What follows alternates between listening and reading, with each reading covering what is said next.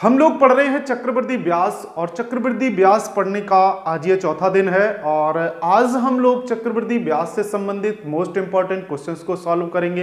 पिछले 3 दिनों में हम लोगों ने क्वेश्चंस भी सॉल्व किए थे, कुछ बेसिक जानकारियां फार्मूला से संबंधित थी, वो भी पहले दिन की क्लास में कंप्लीट कर लिया था। तो आज चलिए, आज ये लास्ट क्लास भी होगी कंपाउंड इंटरेस्ट चक्रवृद्धि ब्याज की। तो पहले क्वेश्चन पे चलते हैं और एक के बाद एक क्वेश्चन को सॉल्व करते हैं। तो देखिए, चलिए पहला क्वेश्चन लिखा हुआ है, एक निश्चित धनराशि पर 20% प्रति वर्ष की दर से 2 वर्षों में वार्षिक रूप से संयोजित चक्रवृद्धि ब्याज 1496 रुपए है। समान धनराशि पर 11% प्रति वर्ष की दर से 3 वर्षों में कितना साधारण ब्याज प्राप्त होगा। यानी कि क्वेश्चन में आपको चक्रवृद्धि ब्याज दिया हुआ है 1496 रुपए, दर दी गई है 20% की और समय 2 वर्ष का दिया गया है और पूछा गया आपसे 11% की दर से 3 वर्षों का साधारण ब्याज पूछा गया है। तो चलिए देखते हैं। सबसे पहले दर हमें कितनी दी गई है, R इज इक्वल टू दिया गया है 20%, ठीक है। समय T इज इक्वल टू कितना दिया गया, 2 वर्ष दिया गया है और यहां से कंपाउंड इंटरेस्ट कितना दिया गया है, 1496 रुपए दिया गया है, ठीक है। अब हम इससे क्या ज्ञात कर सकते हैं, देखिए 2 वर्ष का दिया गया तो हमें पता है कि चक्रवृद्धि ब्याज की जो दर है वो किस प्रकार से हम पता करेंगे, अगर 2 साल में है या 3 साल में है और 4 साल में, ठीक है। या फिर आप चाहें तो P और ब्रैकेट में 1 + R/100⁴ से भी सॉल्व कर सकते हैं। तो देखिए यहां पे हमें कंपाउंड इंटरेस्ट दिया गया है, समय दिया गया 2 वर्ष और दर दी गई है 20% से। हम चलते हैं, सबसे पहले किसको निकालते हैं, धनराशि निकालते हैं कि कितनी धनराशि यानी प्रिंसिपल अमाउंट, मूलधन कितना है। उसी मूलधन पे हम 11% की दर और 3 वर्ष का साधारण ब्याज ज्ञात कर सकते हैं। तो चलिएगा, यहां पे हम 100 रुपए से देखते हैं कि 100 रुपए पे हमें कितना चक्रवृद्धि ब्याज मिल रहा है और वो कैसे ज्ञात करते हैं कि 2 वर्ष में 20% की दर 2 वर्ष के लिए कैसे ज्ञात कर सकते हैं, 2R.R²। अब 20 यहां दिया, 20 420 दूनी 40, यहां पे दशमलव 2 जीरो इधर 4 इधर आया तो कितना आया, 44%। ये हमने ज्ञात करना आपको बता दिया था। तो यहां से 100 रुपए पे हमें चक्रवृद्धि ब्याज कितने रुपए मिल गया, 44 रुपए मिल गया। और वो चक्रवृद्धि ब्याज 2 साल में हो कितना जाता है, 1496 रुपए हो जाता है। अब हम यहां पे देख लें कि 44 में कितने का मल्टीप्लाई कर दें जिससे कि हमें 1496 पता चल जाए। तो चलिए इसमें इसका गुणा देखते हैं कितनी बार जाएगा, भाग देके देख लेते हैं। 1496 में 44 का तो 11 से 11 एकम 11 और बचे कितने 3, 11 तिया 33 और 11 छिक्का 66, 11 4 44, 4 से कटिएगा 4 तिया 12, 4 चौको 16, लगभग 34 का अगर मल्टीप्लाई करा दें 44 में तो हमें 1496 प्राप्त हो जाएगा। ये ब्याज 2 साल बाद चक्रवृद्धि ब्याज ज्ञात होता है। अब यहां भी 34 का है तो इसमें भी आप मल्टीप्लाई 34 का करा दीजिए, तो यहां से कितना आ जाएगा, 3400 रुपए।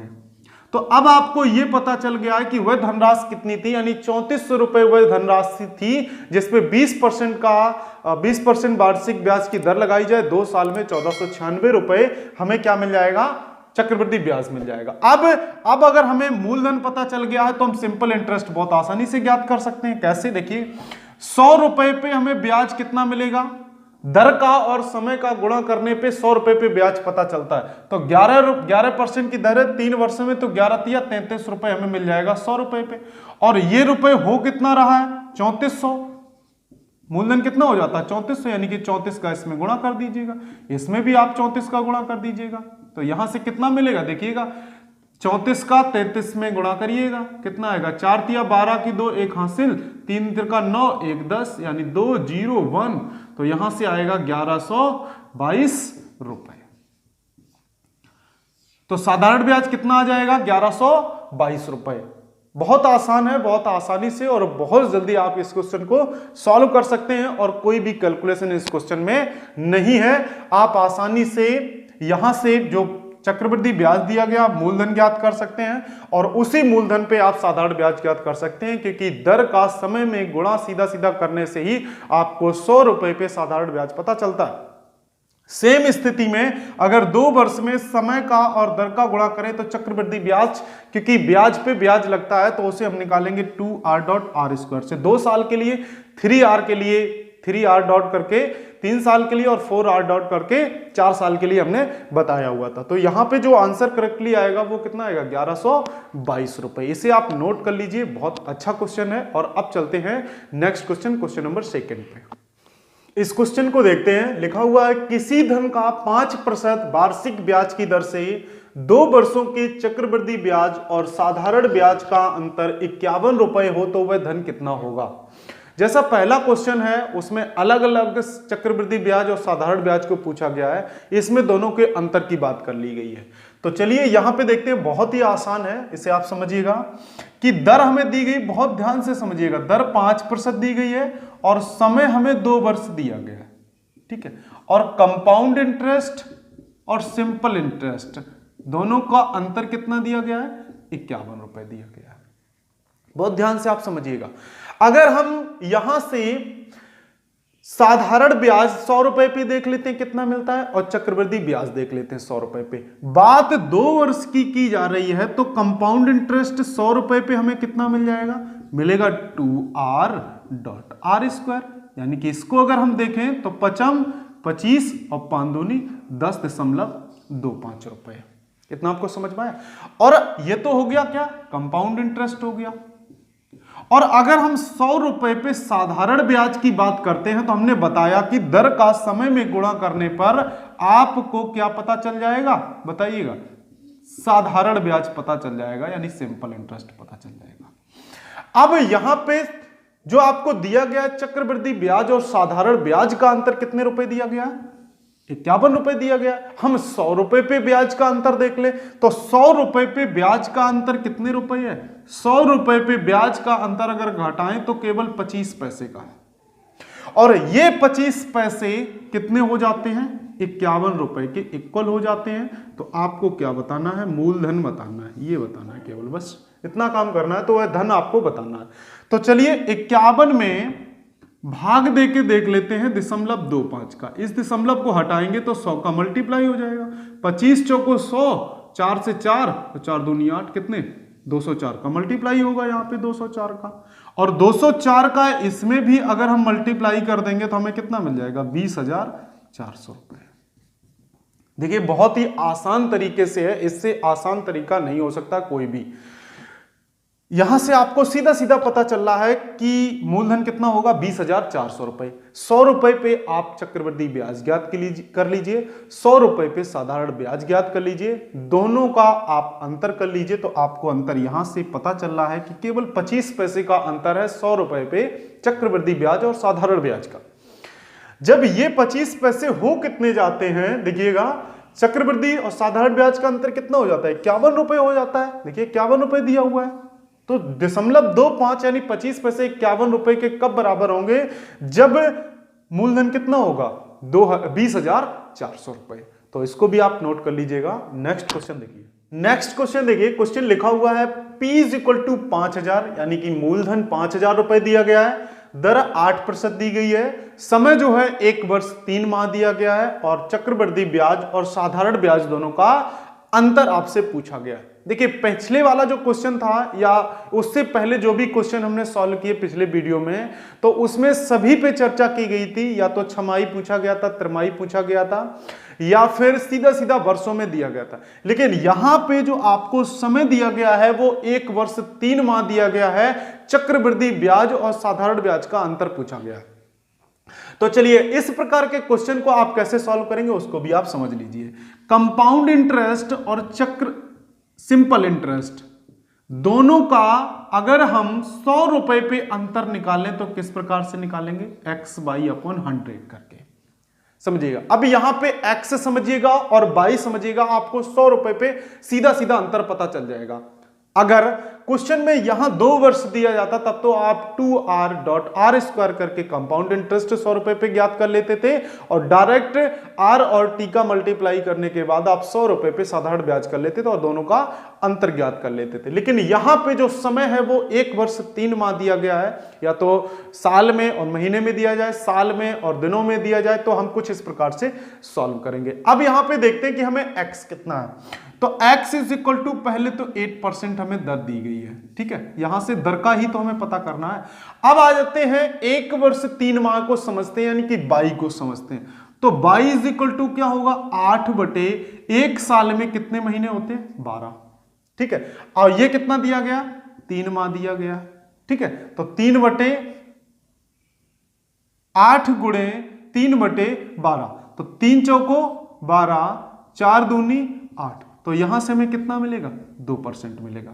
चलिए इसको सॉल्व करते हैं। तो क्या मिलेगा, 8 गुणे 2/100, इसको जब करेंगे डिवाइड तो कितना आएगा, 0.16। यानी कि कंपाउंड इंटरेस्ट और सिंपल इंटरेस्ट दोनों का अंतर कितना आएगा, 0.16। यानी कि 100 रुपए पे जो अंतर आएगा वो 0.16 आएगा, और मूलधन कितना है, 5,000 रुपए है। यानी कि 5,000 रुपए होने के लिए इसमें कितने का मल्टीप्लाई करा दें, 50 का। इसमें भी आप 50 से गुणा करा दीजिएगा, तो 16,80.0। तो यहां से कितने रुपए मिलेंगे आपको, 80 रुपए साधारण ब्याज और चक्रवृद्धि ब्याज का अंतर आ जाएगा कितने रुपए पे, 5,000 रुपए पे, जबकि 100 रुपए पे 0.16 का अंतर आएगा। तो ठीक है, इस प्रकार का अगर कोई क्वेश्चन आता है, आपको समय जो है वो वर्ष और माह में दिया जाता है, तो आप इस प्रकार से सॉल्व करेंगे।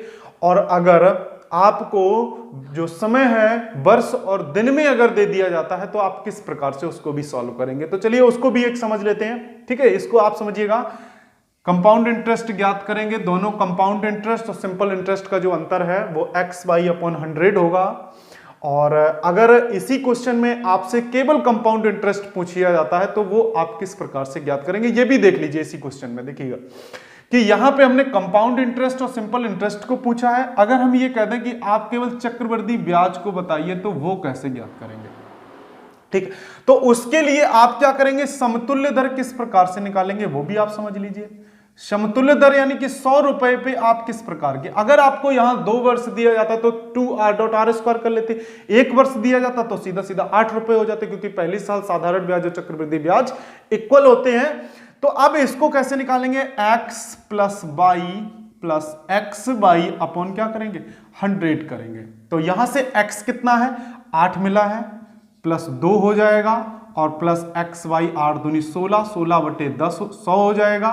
तो इसको सॉल्व करेंगे, 10 और दशमलव लगा तो 10.16 रुपए, यानी कि 100 रुपए पे आपको कंपाउंड इंटरेस्ट मिल जाएगा 10.16। और ये 100 रुपए कितने रुपए हो जाते हैं, 5,000 रुपए हो जाते हैं। इसमें भी आप 50 से गुणा कर दीजिए, और इसमें भी आप 50 से गुणा करेंगे, तो आपको जो यहां पे प्राप्त होगा वो क्या होगा, चक्रवृद्धि ब्याज। तो देखिएगा 16,80 और 50 8 58 रुपए, कितने रुपए हो जाएंगे, 58 रुपए। आप गुणा कर सकते हैं इसको, देखिएगा आप 16,80 देखिए गुणा कर लीजिएगा, 1/6 में आप 5 का गुणा करिए, 16,80 हुआ, 50 हुआ, और इसके बाद आपको यहां से दशमलव यहां लगेगा, यानी कि 508 रुपए आपको मिलेगा।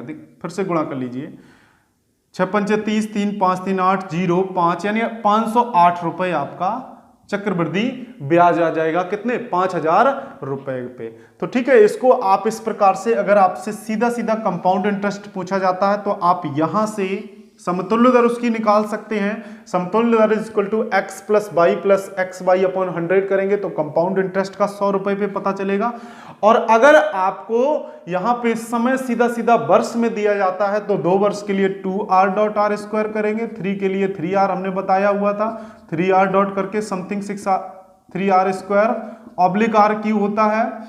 4 साल के लिए 4r.6r² (4r³ और r की पावर 4। ये 4 वर्ष के लिए आप सीधा सीधा ज्ञात कर सकते हैं, अगर आपको जो समय है वो सीधा सीधा वर्षों में दिया गया। अगर आपको वर्षों में नहीं दिया जाता है, समय कुछ इस प्रकार से दिया जाता है, तो हम इस तरीके से उसे 100 रुपए पे आपका जो ब्याज है चक्रवृद्धि ब्याज उसे ज्ञात कर लेंगे। और अगर आपसे कंपाउंड इंटरेस्ट और सिंपल इंटरेस्ट दोनों के अंतर की बात की जाती है, तो हम x/100 कर लेंगे इस वाले क्वेश्चन में। और अगर पुराना क्वेश्चन है तो हम उसी प्रकार से 2r.r² करके उससे माइनस कर लेंगे। तो ठीक है, किसी भी प्रकार का अगर आपसे क्वेश्चन पूछा जाता है तो आप उसे सॉल्व कर लेंगे। चलिए इसी में हम दिन पे भी चर्चा कर लेते हैं। एक क्वेश्चन ऐसा ले लेते हैं कि जिसमें दिन पे चर्चा की जाती है, देखिएगा आप उसको भी समझिए कि किस प्रकार से उसको हम सॉल्व करेंगे। अगर दिन दिया जाता है, साधारण ब्याज और चक्रवृद्धि ब्याज का अंतर पूछ लिया जाता है, या फिर सीधा सीधा चक्रवृद्धि ब्याज पूछा जाता है। देखिए नेक्स्ट क्वेश्चन में R इज इक्वल टू, मान लेते हैं हमें 8,000 रुपए मूलधन दिया हुआ है, दर 5% दी जाती है, और जो समय है T इज इक्वल टू जो दिया जाए वो दिया जाए 1 वर्ष 73 दिन की बात कर लेते हैं। ठीक है, 73 दिन की आपसे पूछ लिया जाता है कंपाउंड इंटरेस्ट। पहले पूछ लेते हैं, चलिए कंपाउंड इंटरेस्ट पहले निकाल लीजिए।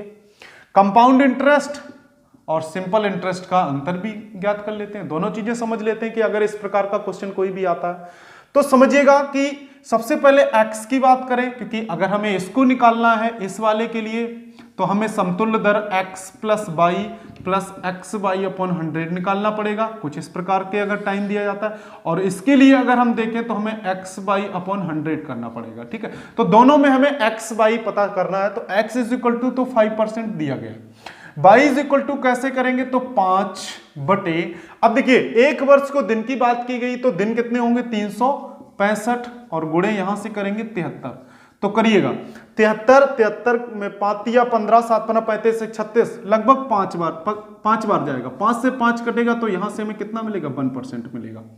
अब यहां पे चलिए सबसे पहले हम कंपाउंड इंटरेस्ट को ज्ञात कर लेते हैं, तो यहां से कितना होगा 5 प्लस 1 प्लस 5 गुणे 1 यानी 5 बटे 100 होगा, 5 1 6 होगा, 6.05 रुपए आ जाएगा। ठीक है, तो 6.05% कर लेते हैं। ठीक है, तो यहां से 100 रुपए पे हमें चक्रवृद्धि ब्याज कितना मिल रहा है 6.05 रुपए। ठीक है, और ये रुपया कितना हो रहा है 8,000 रुपए हो रहा है। 8,000 रुपए अगर होगा तो कितने का गुणा करना पड़ेगा, 80 का मल्टीप्लाई कराते हैं, इसमें भी आप 80 का मल्टीप्लाई करा दीजिए, तो देखिएगा यहां पे कितना होगा, 0 तो 0 लीजिए, 8 5 40 हो गया। ठीक है, 8 छिंग 48 हो गया। ठीक है, 2 अंक बाद दशमलव लगाइए, तो यहां से आपको 484 रुपए जो है वो कंपाउंड इंटरेस्ट पता चल जाएगा, चक्रवृद्धि ब्याज पता चल जाएगा, अगर दिन 73 दिए जाते हैं 1 वर्ष 73 दिन के लिए। अब हम बात कर लेते हैं कि कंपाउंड इंटरेस्ट और सिंपल इंटरेस्ट यानी चक्रवृद्धि ब्याज और साधारण ब्याज का अंतर क्या होगा। तो अब हम इस पे आते हैं चर्चा, एक्स वाई अपॉन 100, तो एक्स वाई अपॉन 100 करेंगे तो 5 एकम 5 यानी 5 बटे 100 होगा, तो यहां से मिलेगा 0.05%। तो 100 रुपए पे जो अंतर आएगा वो कितना आएगा 0.05 यानी 0.05 का। ये कहां पैसा पहुंच रहा है 8,000 रुपए पे पहुंच रहा है, यानी कि 80 का मल्टीप्लाई हो रहा है, इसमें भी आप 80 का मल्टीप्लाई कराइएगा, तो 0 8 5 40, 2 अंक बाद दशमलव लगा दीजिए तो कितने रुपए मिलेगा 4 रुपए मिल जाएगा। ठीक है, तो चक्रवृद्धि ब्याज और साधारण ब्याज का जो अंतर आएगा 1 वर्ष 73 दिन में वो 4 रुपए आएगा, और जबकि अगर हम सीधे सीधे चक्रवृद्धि ब्याज की बात करते हैं तो हमें 484 रुपए मिल जाएगा। ये क्वेश्चन था जो शुरुआत में छूट गया था, उसको भी आज हमने इस क्लास में समाप्त कर दिया है। तो आज ये क्लास अपनी यहीं पे समाप्त होती है, क्योंकि कंपाउंड इंटरेस्ट से संबंधित जो इंपॉर्टेंट क्वेश्चन थे और सभी टाइप के क्वेश्चन हमने बता दिए थे। तो चलिए आज की क्लास को यहीं समाप्त करते हैं, और अब मिलते हैं अपनी एक नई क्लास में एक नए टॉपिक के साथ में। तब तक के लिए नमस्कार, जय हिंद।